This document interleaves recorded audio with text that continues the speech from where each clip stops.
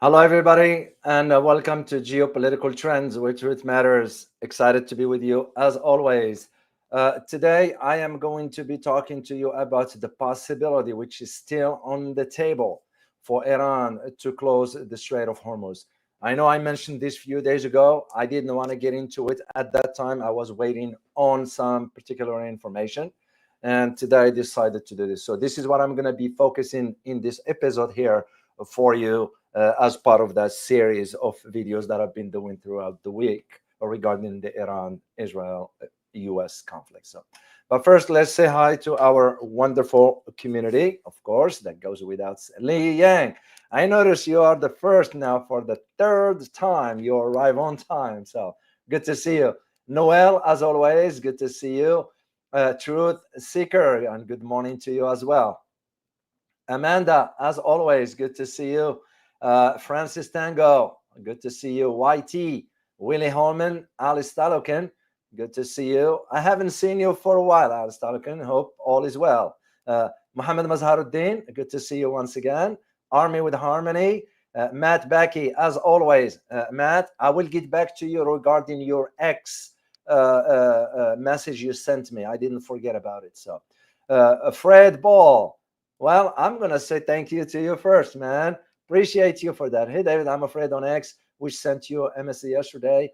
I take my words back about the Su-35. I think Iran should get the J-10 from China. I saw that one, Fred. I just didn't comment on it because I was planning on addressing that one regarding the China part. So I intend to do this one. And Citily Kitties, good to see you as always. And oh yeah, here it is. Jim NYC, good to see you. That's that's Julius I communicate with frequently on LinkedIn. Good to see you here, son. Guys, let's cover this one here because, excuse me, and I'll be sipping, by the way, if you don't mind, I'll be sipping on hot tea that I got here with some lemon and ginger. I don't know. I'm surprised I usually don't get a cold, but it is what it is. So, as I said, we ought to ask the key question. And the reason, guys, why, again, because I want you to be armed with knowledge from all aspects. The conclusion is yours. The decision is yours to reach your own conclusion. I will never, under no circumstances whatsoever, influence your thinking because it won't be right of me to do so.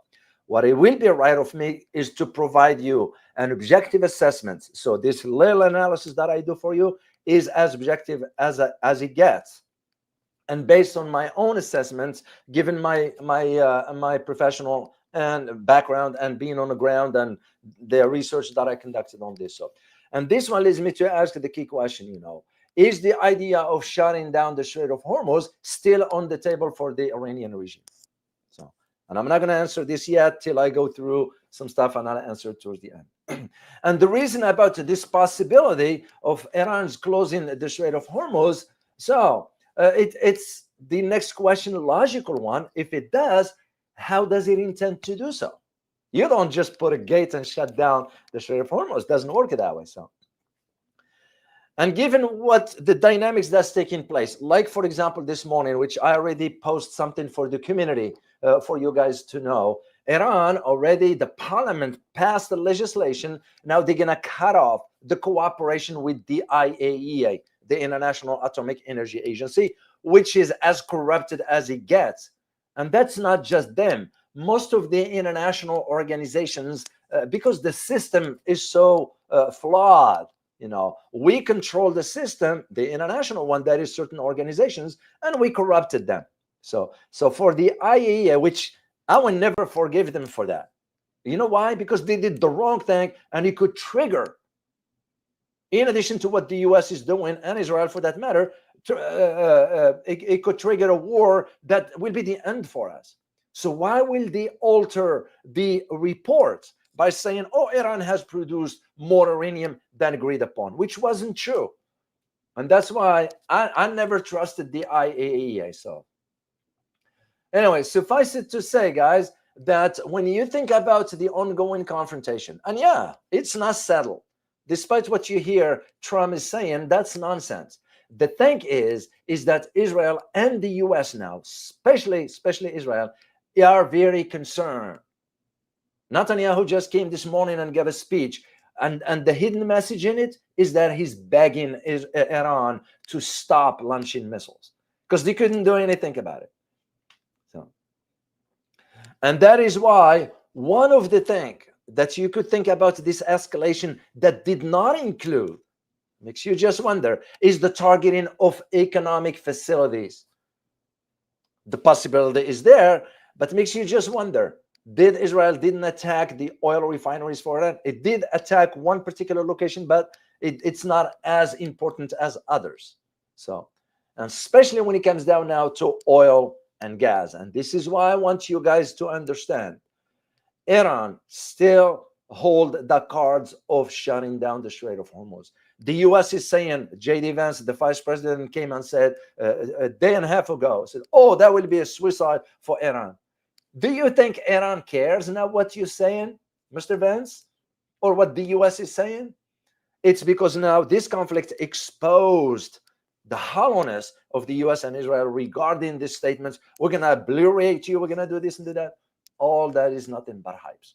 So when Iran flirted the idea of shutting down the Strait of Hormuz, that's where J.D. Vance came and said, oh, that will be a suicide. So, but you have to also understand the importance of the Strait of Hormuz, you know.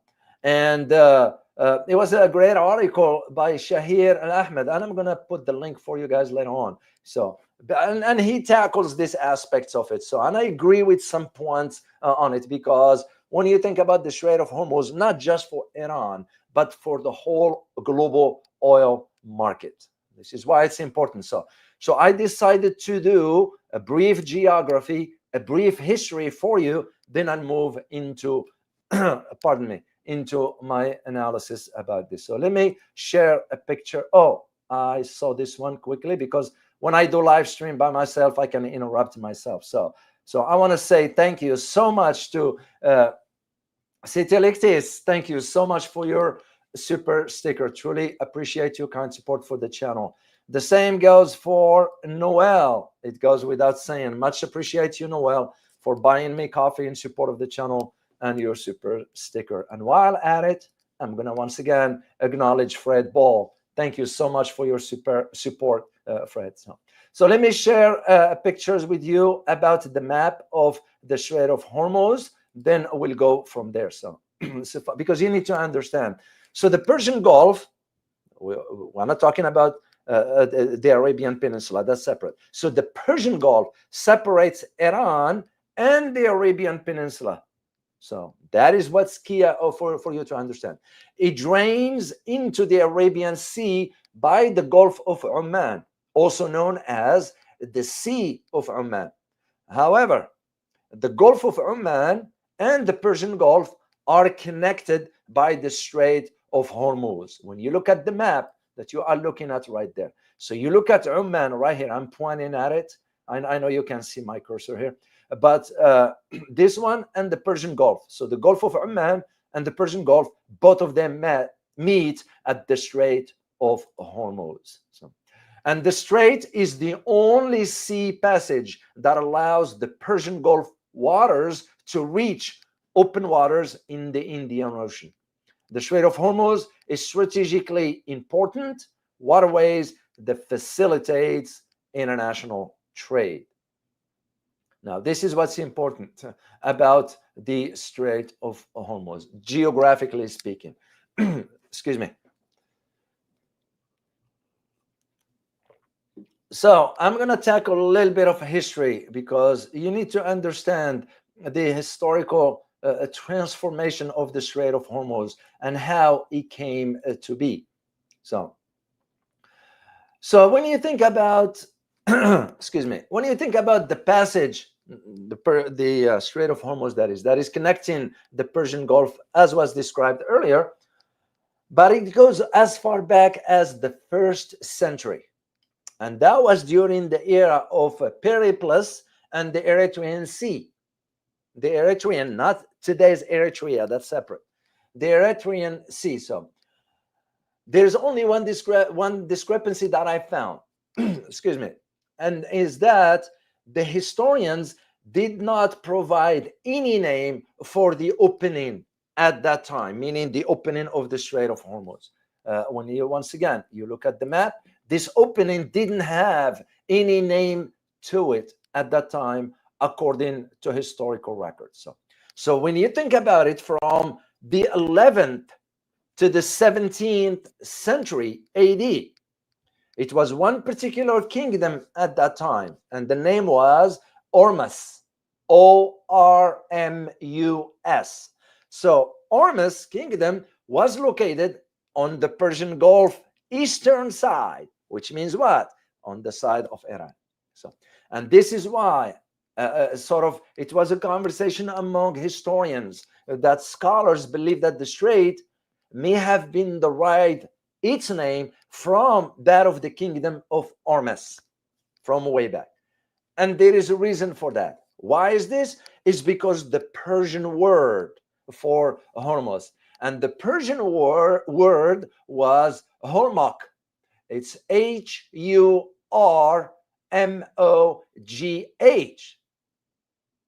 That is where the Ormus kingdom at that time used the terminology.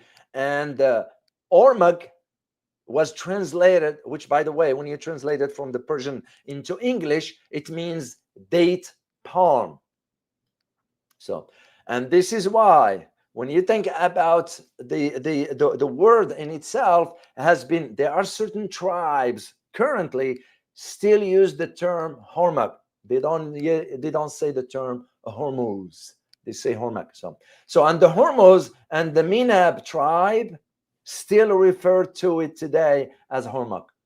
So I just want you guys to know a specific, and I'm going to put a link for you guys should you decide, excuse me, should you decide to read up on it later on if you choose to do so. So let me put it in the chat box here for you. There we go. So when you think about Strait of Hormuz, it is geostrategically important. To whom? It is important to the United States, believe it or not. This is why J.D. Vance went ahead with that pathetic threat of that will be suicide. Like, who the heck are you to dictate to countries? You know, that era of flexing muscles and bullying in that way is over. You know, what you guys witnessing right now, and consider yourself lucky to be alive to witness the change in history. You are witnessing the multipolar, the world shifting from a unipolar into a multipolar in real time. You know, I'm glad to be alive to witness this. And I even was talking about this to Michael, my son. I was like, do you realize how lucky you are? I know you're only 18, but do you know how lucky you are to be witnessing this? It's not going to make sense to you now, but give it about a decade or so and you start to understand. But here is the reason why certain statements, excuse me, not all, is saying that this geostrategic importance to the United States, because they are trying to say the health of the global economy depends on the flow of oil, which is true to a degree. I mean, think about it, guys. For a country to succeed, I'm sorry, not succeed, but to prosper economically, what is one of the key things that needs to have? One or two. One is access to energy, and second one is a good infrastructure. So oil is no different for that matter. So, and this is why, pardon me, many analysts that have sort of always been concerned, even politicians once a while, been concerned about the fear of an Iranian attempt to close the Strait of Hormuz, because that one will threaten the global economy, you know. And these analysts, you know, sort of implicit assumption is that Iran could really stop the transit amounts of oil through the strait for a prolonged period of time. They're not going to do it that way, but they could. And that is where this analysis, it's going to provide you that clear answer. Liking this video so far? Don't just be a watcher. Go ahead and hit the like, share, and subscribe button. And don't forget to tap the bell so you will not miss any of my videos or live streams. This way, you will be supporting a channel that stands for the truth and objective reporting. The choice is yours. Thanks for your support. Now, when you think about what those analysts are saying, of course, they have to provide an additional arguments per se. And that is that this shutdown of the Strait of Hormuz will create a major disruption in the Strait of Hormuz. To them, it will be very difficult for Iran to do. And their argument, which I disagree with, and again, they're entitled to their opinion. Their argument is that because of the presence of various economic, political, and military forces in the region. I don't think so. I think they want just to soften the blow regarding what if Iran does it, because it could. And I'm going to get into now is to how Iran can shut down the Strait of Hormuz. So let's start first. I'm going to start with the undersea mines. Those are mines. Usually those will not be floating on the surface of the water. Those will be right away in the seabed, way down. But what they're gonna have sensors in them. Anytime a boat is passing above, they just detonate. Of course, we have technology to clear the mine under the sea, whatever, but how are you gonna get there? That is one of the key questions. And the reason why I'm saying how you're gonna get there is because Iran, also part of this plan, will deploy its anti-ship ballistic missiles. Now, there are those of you who said, well, they can use a submarine. A submarine, it will be very challenging to get into that narrow strait. But the anti-ship ballistic missiles, which Iran had, those will be intended to sink. This is not about destroying a ship, whatever. It's sinking it, straightforward. Because if they are to deploy the landmine, which to my knowledge, they are already, they just not been activated. This is one of the advantages that Iran will have. And that's why you go back to that beginning of this live stream when I asked the question, is the possibility of shutting down the Strait of Hormuz still on the table? So then in addition to that, Iran has the anti-ship ballistic missiles. Now those are different than for their the length. I think that's where the difference between those two. So, and those are easy to maneuver and easy to move around. Because if there is one thing Iran has done over the years, it's strengthened its navy assets. So I don't know how familiar you are with their the Corvette, which is an armed vessel with a cruise missile. Here is a picture here, guys. So that is armed with cruise missiles. So and if you think that Iran is not going to deploy this, well, I'm mistaken. So there is another one that was named after Soleimani. I'm sorry, they named it after him. So this is Iran Navy, which received some sort of the Shahid Slemani class corvette. Those are being already deployed into Iranian Navy. So, and there is one of the way that Iran can do it. So, of course, are they going to do it yet? No decisions been made yet by the Supreme Leader Ali Khamenei, but the possibility is there. Of course, Iran will have to think in terms of the impact on itself, economically speaking. And this is why they hold in that card for now, till see how things will evolve. Iranian regime is very patient.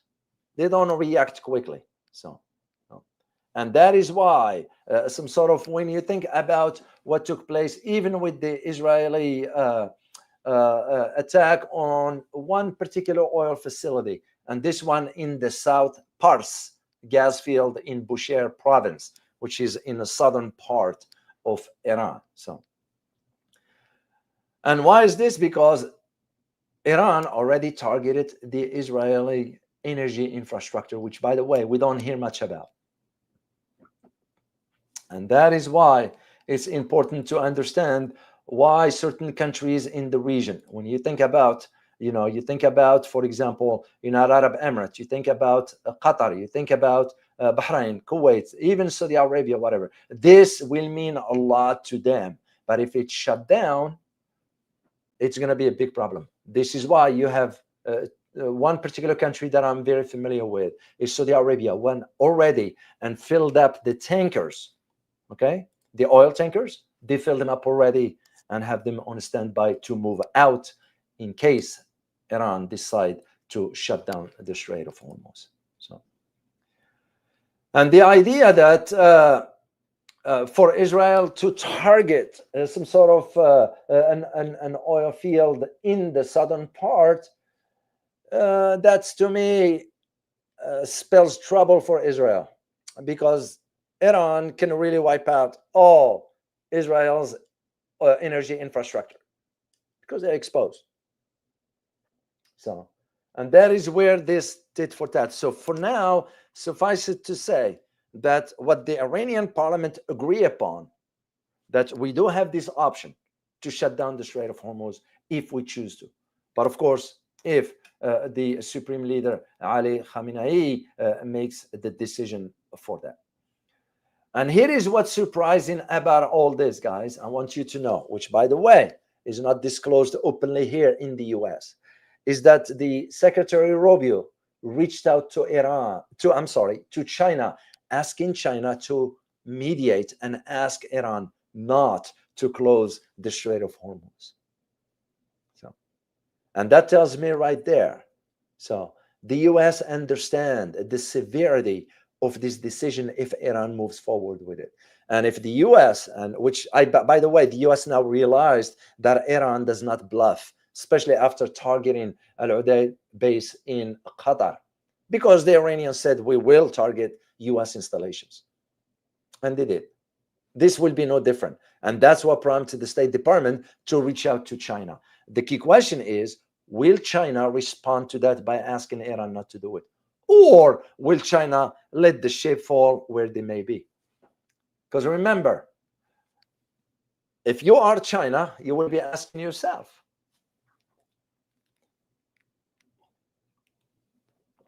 and what would you be asking yourself? You'll be asking yourself, how come you, the United States, come to me to ask for help when you need it? Then when we help you, you turn around and stab me in the back. Because that is exactly what we do. And that's exactly what we will do with China, regardless. So, in your opinion, I'm going to ask you, in your opinion, should China ask Iran not to shut down the Strait of Hormuz? Yes or no? Let me just see your answer in the chat box. Oh, Rafael, let me thank you so much, Rafael. Appreciate you, man. You put Iran will not close it. Secretary of Defense of Iran is in China now. China gonna provide them planes and latest air defense systems. China gonna take over. Good point. Interesting enough, I will be addressing this with Carl Zah on Saturday. I decided to keep this a conversation with Carl Zah, but you are correct, Rafael. It's because it became clear to Iran now, it's better to go with China than to go with Russia. Because Russia is dragging its feet. You know, to me, in time of need, if you are my friend, okay, and let's say I am in a dire situation, whatever, I need help, and you couldn't step up to help, even though you call yourself a good friend, then what's the point? What's the point of that friendship? So you're absolutely correct, Rafael. And thank you for your super sticker. Let me see your answer, guys. What did you put in regarding my question? Marcian Dorcier, good to see you, Marcian. You say no. Patricia, you said you will leave it open for China. Robo, you say no. Army with Harmony, you say no. The Truth Seeker, definitely no. DNA Activate, you say no. YT, China do what is best for China, which is correct. I agree. Rafael, you say the same. Jimmy Dodger, you say, hell no. You guys get the point. Uncle Polly, you say yes. Earth Extreme, you say no. Davo 9B, you say no. World Majority, no. So you guys get a point. And that's exactly the point. US is now needing help, is going to ask for China. Once China helps, we'll turn back and stab China in the back. Because here is one thing I need you to know. Don't ever for a second assume that we are not, when I say we, Washington that is, we are not working on a plan for trouble in the South China Sea. It's just the hold up right now is we didn't expect the response of Iran. This is why now all the attention and resources are directed towards this issue right now. This is why Trump is repeating the slogan, oh, the war is over, oh, the conflict is done, oh, this and that. No. I think the Trump, and which, an idiot anyway. So has no clue and allow himself to be pushed into this. But both Israel and the United States realized, oh, it's too late for them. Because Iran now has the upper hand. If Iran maintains this, it's going to come out of it as a winner, believe it or not. So unless one condition happens, and that condition is if the US decide to drop the bomb, or Israel for that matter, which we don't know what it means. And that is why when I woke up this morning to the information about Iran parliament to decide to stop cooperation with the IAEA, that means there are voices inside Tehran that is now convinced we better speed up this process and be done with, because you won't hear any threat to Iran whatsoever once it declares itself a nuclear power or join the nuclear club. And that in itself will force Israel to declare, because if Israel doesn't, who's going to care at that point? Just go ahead and target Israel if it crosses the line. But Israel will know better. They're not going to do that.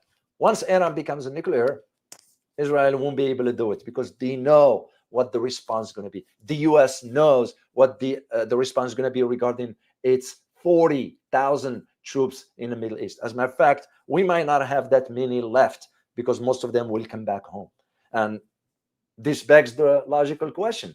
What are we doing there? Why are we having 40,000 troops in West Asia? What for?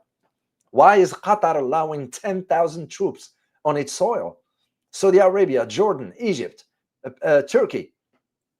Even those who say, well, Turkey might end up challenging Israel. Well, what Turkey says versus what it does are on the opposite end of the spectrum. I won't buy what Turkey is saying. So Turkey is also, Erdogan will have to talk in order to satisfy the domestic audience, no more, no less. Because if it matters, they would have stepped in when Gaza issue started. But at the same time, Turkey was doing business with Israel behind closed doors. So not just Turkey, other countries as well. And this is why you have to think in terms of how this is going to proceed.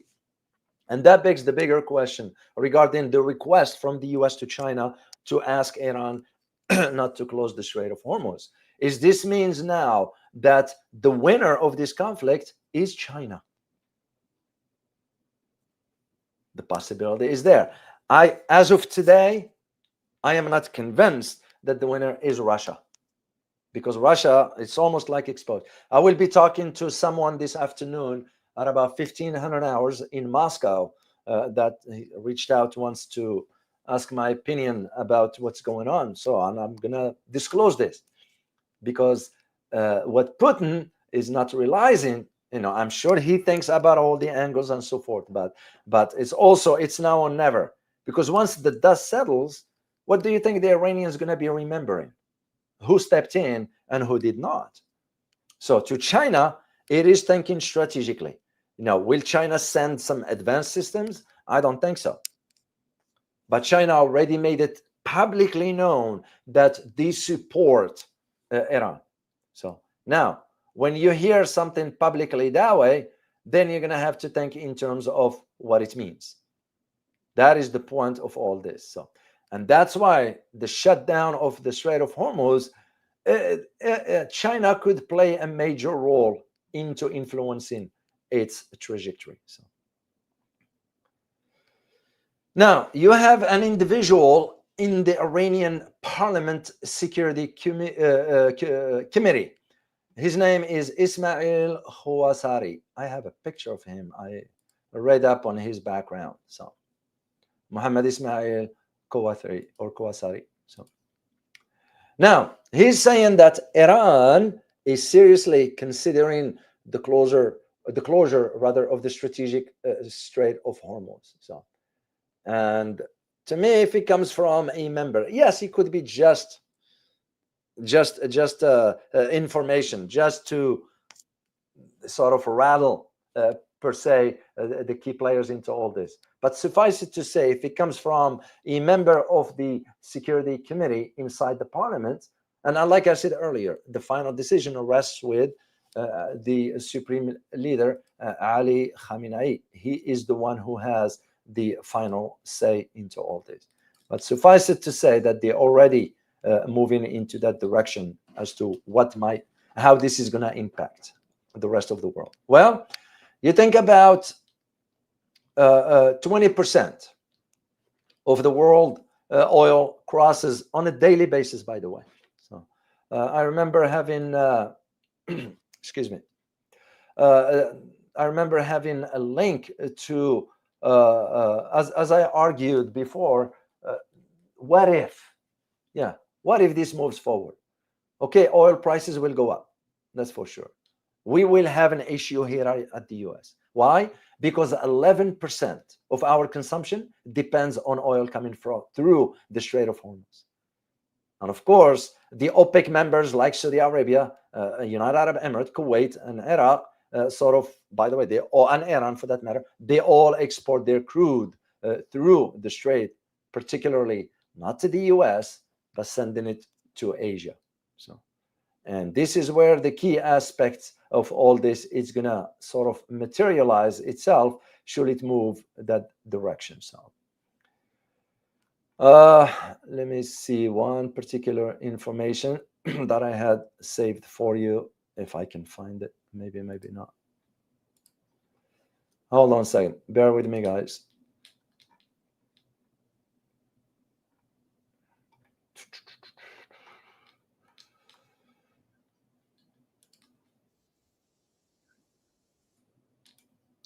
Oh, yes, I do. So what I'm going to do is I am going to share it with you, except that I have to mute this one here, guys, because of the soundtrack that belongs to Al Jazeera. And as you know, YouTube is very, very particular about this. So but what I'm going to do is the translation for you regarding what it says to give you an idea about the importance of this particular aspects regarding the Strait of Hormuz. So just take a look here. Pardon me. And let me play it. Then I'll do the translation for you guys. So now the first one you're seeing here is, it says Madiaq Hormuz Sharayan and Naft al-Alami, which means is the artery of the global oil. That about 40% of the oil moves through this particular strait.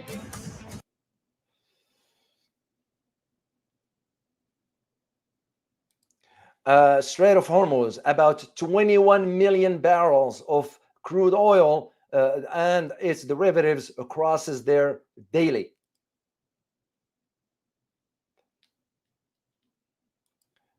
%21 of the global consumption for oil comes through the strait.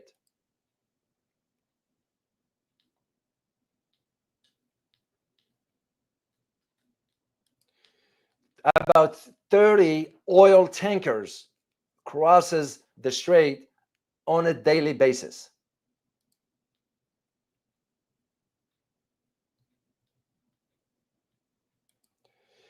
%80 of the Gulf oil, in other words, oil from the Gulf states, goes through the Strait of Hormuz.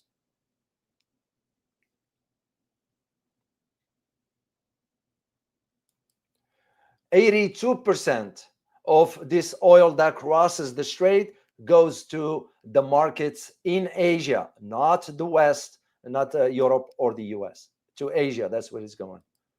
82%.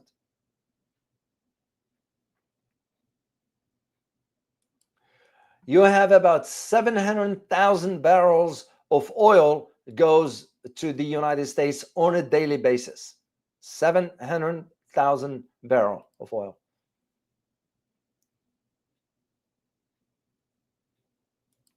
About 11% of the United States imports, waridat, import, comes through the strait to the United States.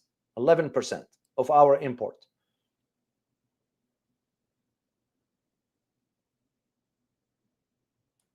You have 3.5 million barrels of oil goes to China daily. That goes through this strait. This is why, just to let you guys know, this is why,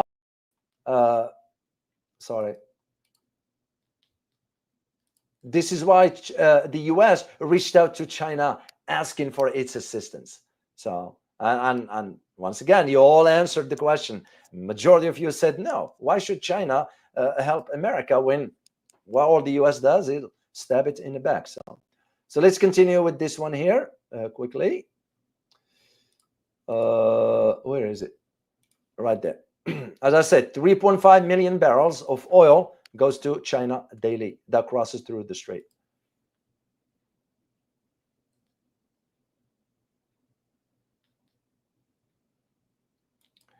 %25 of oil that goes through that goes through the strait goes to China. This is a total.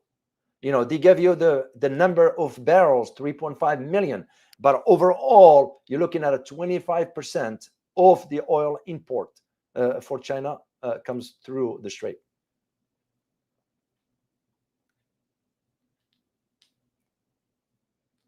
About 25% of gas, liquefied natural gas, globally goes through the strait. So 25% of global liquefied natural gas goes through the Strait of Hormuz.